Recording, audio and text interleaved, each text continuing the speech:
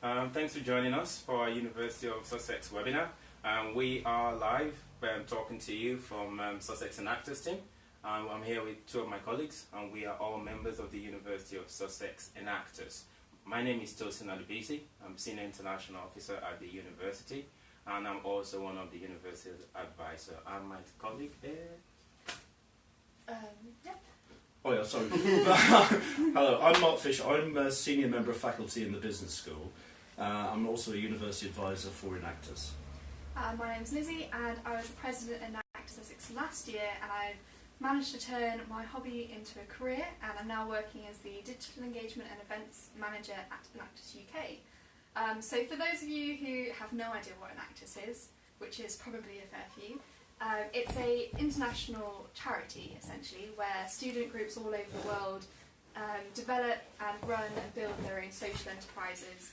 And we work together as a team to mentor students while they're building social enterprises, and then we compete with them.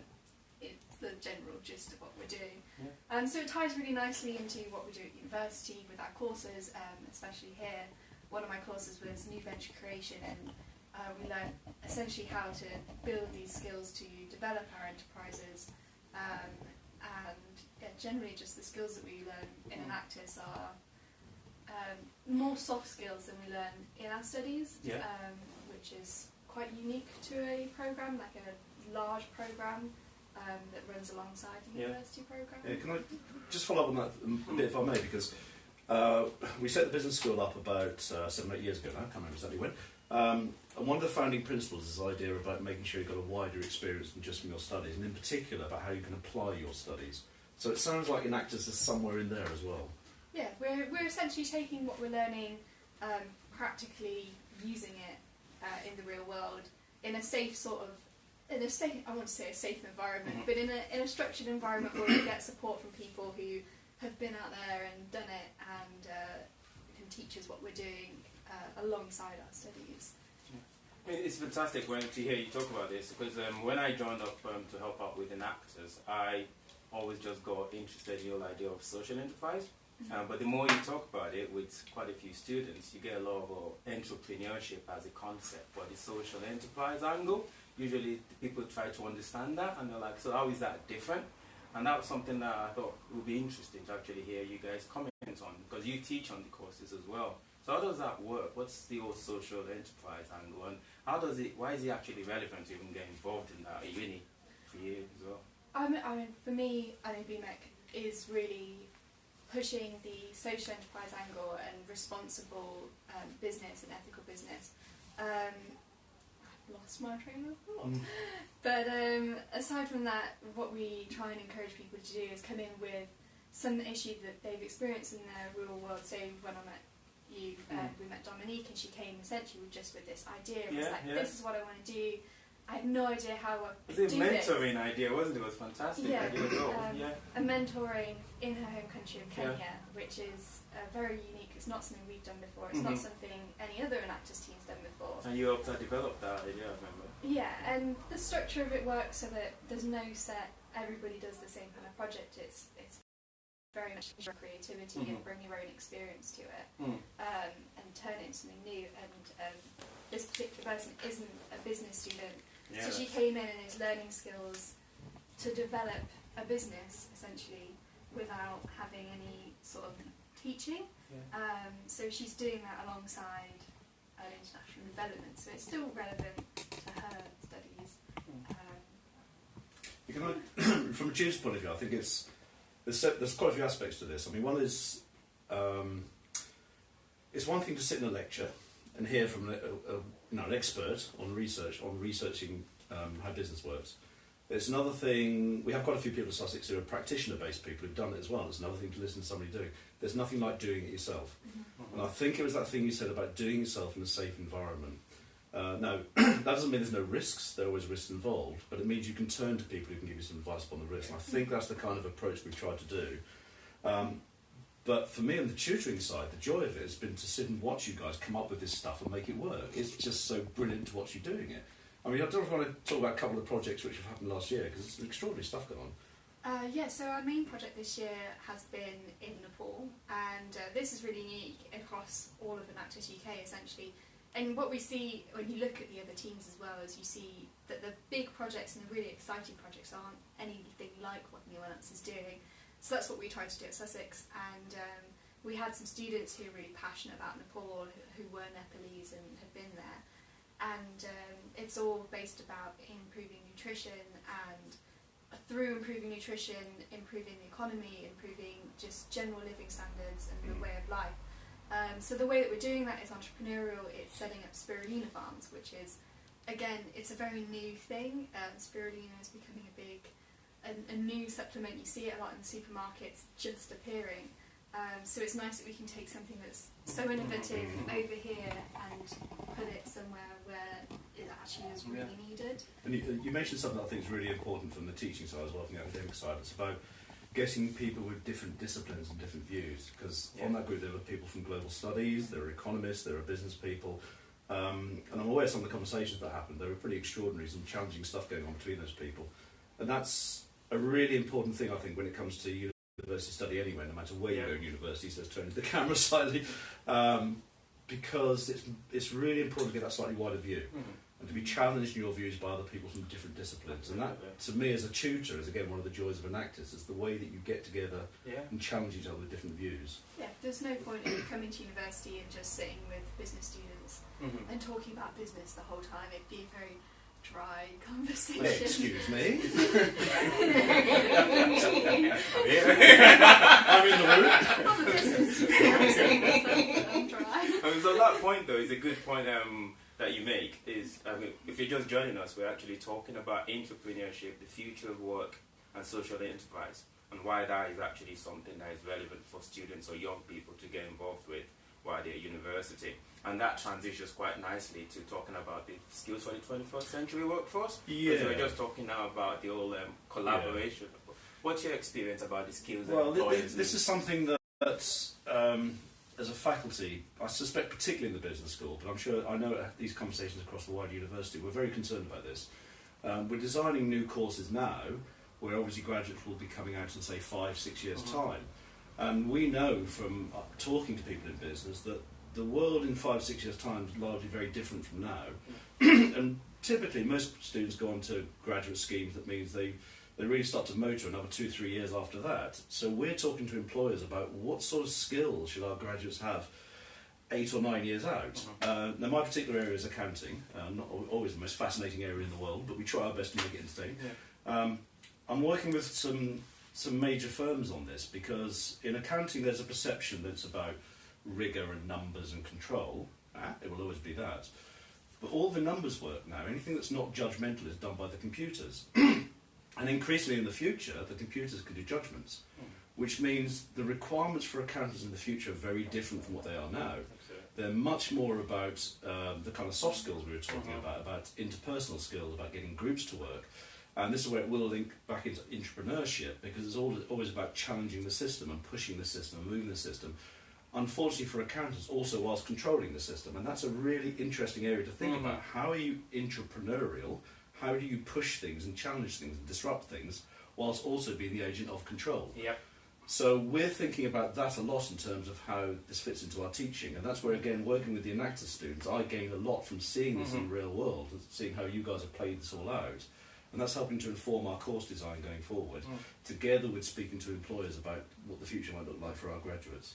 I think students don't realise how much, when they go into a big company or a corporate company, or even a small medium-sized company, that they do get a certain amount of freedom to be disruptive and try and bring new things to the table, especially with new graduates. I feel like we're always being told that people are looking for graduates to come to them and say, oh, this is new, I'm young, I have fresh ideas, this is what I'm bringing to the table, and they love it. And I don't think students realise that even within a big corporate company, when you're not on the managerial level and you're just starting, that entrepreneurship is still something people are looking for. Can I add something quite vital about that? Because the good companies do understand this.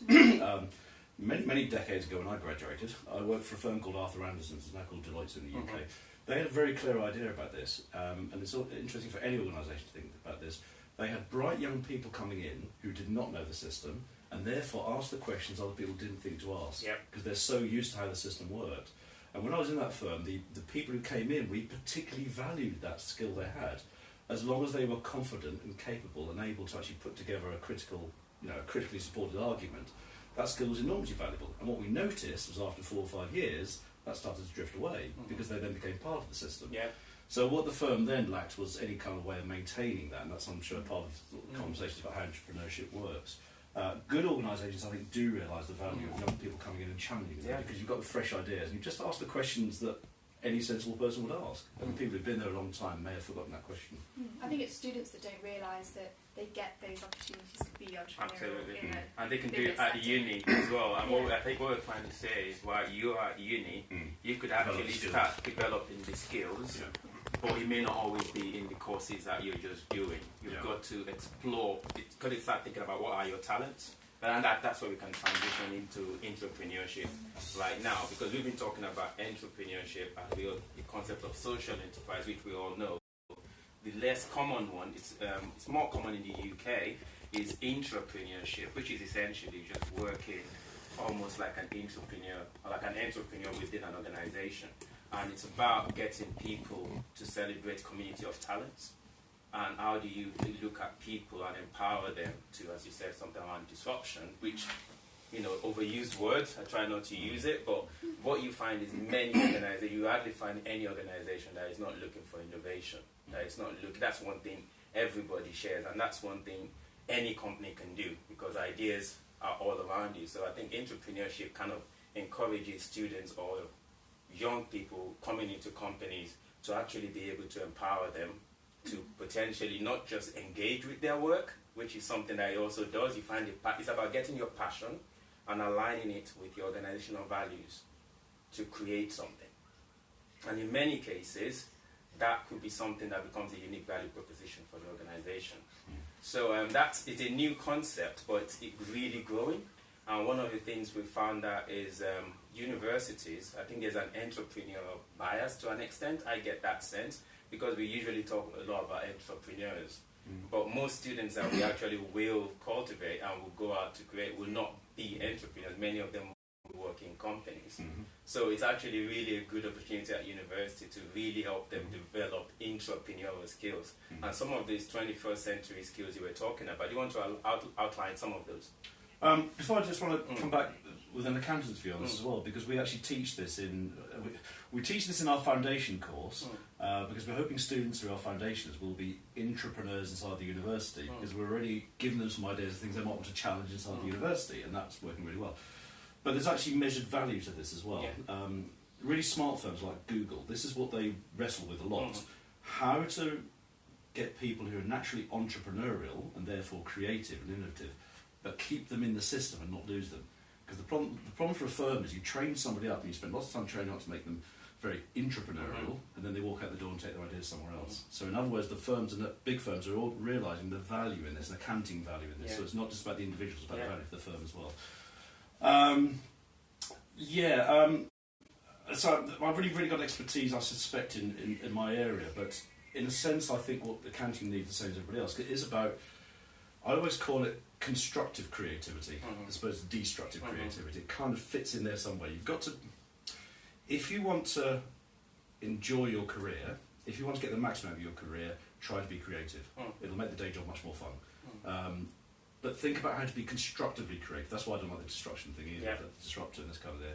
How can you push the systems, nudge the systems, challenge people around you, but get people working in a way that leads to a creative culture and creative, dynamic, positive things come out of it. So I think the creativity of this is part of the major thing as well. I mean, that's kind of a given for business, isn't it, nowadays? Because I think the days of businesses that used to be sort of command and control empires, where you sat in the desk and did as you were told, they've all gone.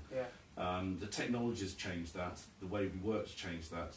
Not in every place around the world. I recognise there are different cultural views around the world, but in most organisations, those days are gone. You cannot thrive in a business without peer-to-peer collaboration. And also a little bit of managing your bosses, so collaboration up and down as well as sideways. And those skills take a long time to acquire, to start to gain them at university, I would suggest. Lizzie does a really good job of managing me.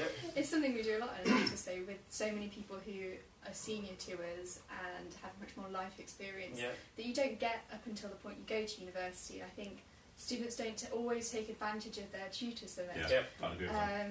And there's seminars that I've had where we've just sat and had debates about ethical morality, and it's not really, it's relevant to my course, but it's gone off on a tangent because these people have enormous expertise in their area that unless you show interest and show that you're on a level where you can engage with somebody as a peer, rather than saying, oh, I'm a student, you're a teacher, in the same way. And it's all about your sphere of influence or your sphere of control. Sometimes we don't know we have a much bigger one than we do, and if you keep to your classroom studies only, you wouldn't get to explore that. And what you've done essentially, you're going to the workplace and you've not really developed other skill sets. So me, for instance, work very closely with Lizzie, with Mark, and as president of the Enactus Society, Lizzie just says, do this, do this, do this. And it's managing upwards. And it's such an important skill that you would need to use in the workplace, which you've developed yourself. It's partly about confidence, and I think being given a platform like Enactus where you sort of have the structure and you know exactly what you're supposed to do in the process and then take it and be creative with it, gives you much more confidence to say, I do actually know what I'm doing. Or we like to think we know what we're doing. Enough to have like an authority when we say it. But I think you've made a really vital point here, because the time to learn these skills is at university, because you'll find lots of collaborative tutors. As a tutor, I spend a lot of time sitting in my office doing programmed student drop-in sessions with nobody turning up. In other words, students are not taking advantage of that time when they can basically speak to another fellow human being who's just been around a bit and knows some stuff. Forget me as a tutor, just think of me as a human being who knows some stuff. Whereas what you've done very skillfully is you've done a really good job. A few other people like you have done a really good job of engaging with those people and gaining from their mentorship and gaining from their knowledge beyond your studies. You won't always find in business that people have got the time to do that, but at university, tutors really appreciate that kind of approach. If you approach a tutor, most of them will be very glad to talk. Not everybody is, we're all different. It's the bit where we feel, well, I'm making a difference here. So it feels really quite unique to Sussex that we do that as a small university. We're quite close on that level. But you see, that's the challenge for the entrepreneurs out there, whichever university you go to. Try to think about how maybe these ideas you might be able to bring to your university. I think they're valuable for all universities. I think it's really good that we're talking about it. The reason I come forward, I really like when I think about myself as an entrepreneur. And you probably know, it says if you want to go fast, you go alone. But if you want to go far, you go together. And that's pretty much the essence of collaboration. I mean, ultimately, what it also does is it gives you opportunity to develop leadership skills. And that's if you can't get to be able to bring people together, as it might not, you don't have to seek the leadership position, but by being able to demonstrate your ability of doing that, you're actually learning skills that will position you for whatever it is you want to do. Unfortunately, 5 minutes ago you introduced guitar. But I think that's a really important thing, and maybe we could do a follow-up discussion later on about effective leadership as opposed to some of the sort of ways you might understand leadership before you actually get that to a university. There's something about the way you expand as a human being at university that means you can develop much more effective leadership styles. You are allowed to do so at schools and colleges. There's a way those places work which is slightly different. And I think that's a really important point. What we talk about in Enactus is that we develop the next gen leaders, the next generation of leaders, and it's about saying that not just the presidents and the project leaders are leaders, but everyone within the society can be. Everyone can bring an idea up to the top and say, I want to do this is my idea, let's do it. Or even within their team, they can be a leader, even though they're under somebody else. And it's just about your mindset and developing that. I mean, good mindset. I mean, you just picked up on it. Again, we don't have enough time to talk about this, but maybe we do another series of this later on. But the issue of culture, where you find yourself, and then how do you really understand you can be an agent for culture change wherever you find yourself? Because they say sometimes that if you have a problem somewhere and you're not really helping to solve the problem, at least in your own way, that itself is the answer to many culture things. It starts with taking individual responsibility and taking action. And what you've just picked on is the question of mindset and the fixed and growth mindset. being able to have that as such a very important skill for being an entrepreneur or an entrepreneur, whatever it is. And you have to have persistence. And persistence comes with how much belief you have in your own conviction. If you're not persistent about it, then is it really something you... Well, can I add another one? And it's also about skill about building a support network around you as well. Yeah. Because if you're persistent on your persistent on your own, that's great. You can get exhausted. Yeah. It's about your own persistence and also your own flexibility. Coalition of the willing. You need to get a network of supports around you as well. Otherwise, it's going to be much better. Oh, we've got so much to talk about. We've got to go. So, Lizzie, you've started your new job. What is your new job again? The Digital Engagement Events Manager. So I'm looking after all of our websites, social media, marketing, and coordinating events for Actors UK. And you got that literally. I started on Monday, so I've been doing it for 5 days now. And but you get your degree where? Your certificate where? Next Fantastic. That's really good. Thank you, Lizzie. I think it's having you here. It's great to have people here that what you do in uni actually connects to something. I mean, it's they say that when you do a job and it's fun, then it's not really a job. Yeah, so that's always great. But there's so much time for fun. Ultimately, we want to see where it takes us to. And your story is such a good one. And you've shown that an actor's does really can create opportunities for you. And you've inspired me. You inspired all of us as president when you were there. And we got to the, what did we get to in the competition? Semi-finals under the leadership. That's fantastic. So thank you so much for coming to do this. Mark, do you want to say any proposals? I'll just reflect all those words. I mean, we've had this before. It's been a delight working with you over the year. And you have set up something, not only about what you've achieved this year, what you've set up is sustainable. And that's one of the key things about Nactus, the idea of sustainable social enterprises. And I think, again, with entrepreneurship, one of the issues is always, it's great to have a great idea, but how do you make it last? Yeah. So I think there's a link in there about what you've achieved as well. Yeah. Fantastic. And on that note, thank you very much. Thanks for listening. We hope that was useful. We will try, if you like it, drop a note, leave a comment, and if you want us to do more subsequently on more topics, we would absolutely do so. And have a lovely weekend, everybody.